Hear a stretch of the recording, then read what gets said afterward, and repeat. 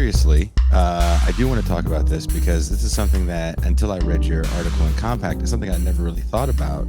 I was on tour in, it's one of these posters behind me, because I remember where we were. We were in, where's the oil place? Where's the oil place in Canada?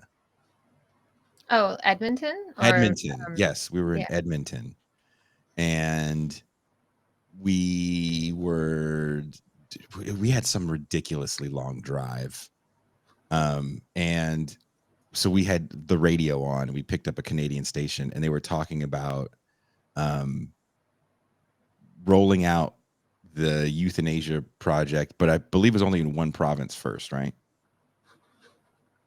Well, it's the result. The Canada-wide legalization was a result of a number of court cases. So, as far as I'm aware, it was Canada-wide first, but I'm sure the rollout was happening in a number of provinces first. Maybe it was the court case that we had heard, and I just remember we were in the car thinking, this sounds like a way to dispose of poor populations.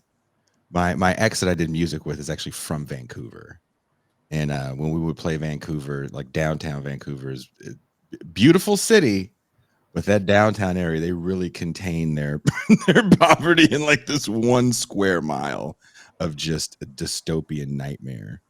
Um, and it felt like, oh, I feel like they found their Canadian solution.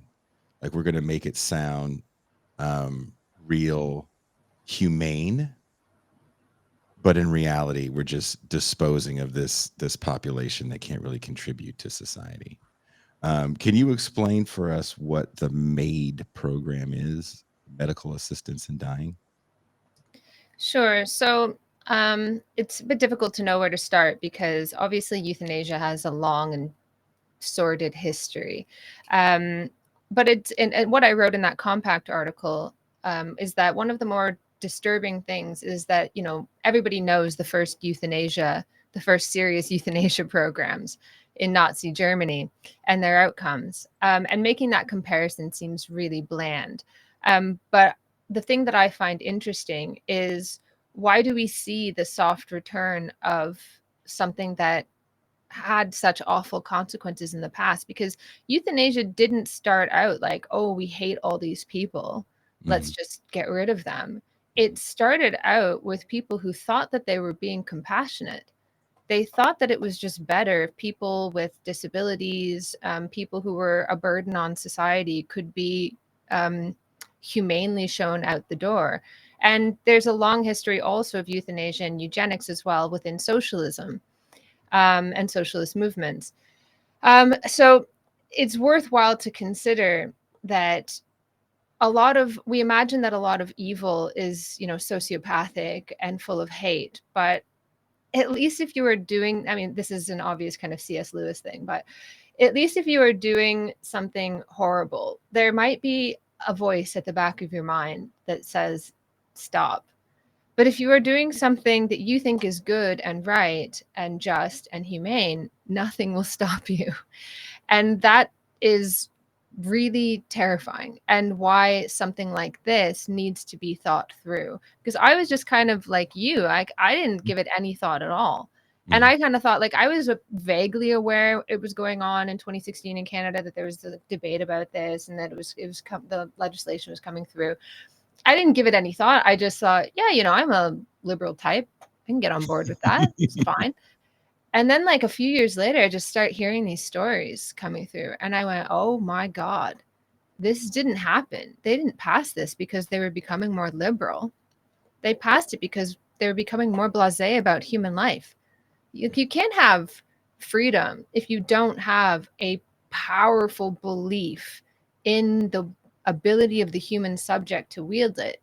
And we don't really have that, I don't think. I think we have at least in like progressive spaces, we have a dwindling sense of the human, the goodness of the human footprint, of the rationality of humanity. It's kind of seen as a myth that human beings are reasonable and rational.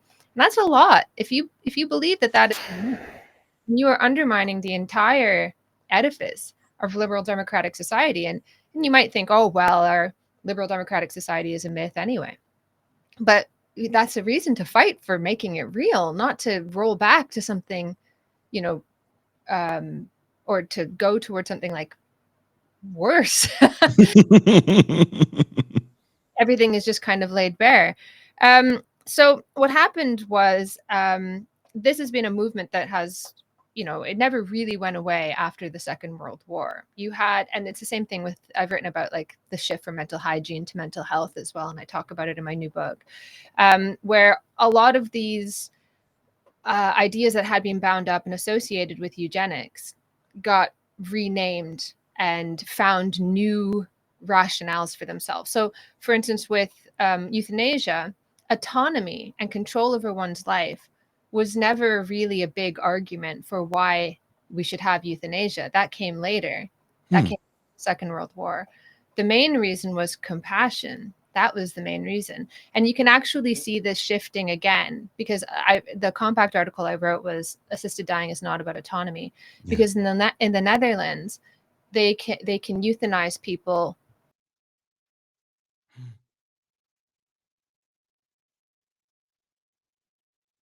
Oh no. Oh no. Autonomy very quickly shifts to beneficence, I'm compassionate. sorry, your Do I still have Wi-Fi you? cut out for a second. You said in the Netherlands and then you cut out. Oh no. Wow. You're too real right now, Ashley Frawley. The deep state is escaping you. Now you said you cut out, so you said in the Netherlands.